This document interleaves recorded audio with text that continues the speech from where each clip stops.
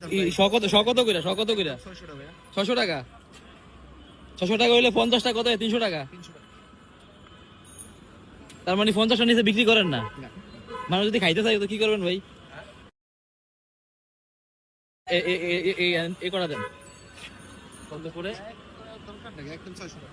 হ্যাঁ এটা ঘোরা দেন তো ভাই, একটু ঘোরা দেন, আমার দোকানটা নষ্ট করে ঘোরা দেন।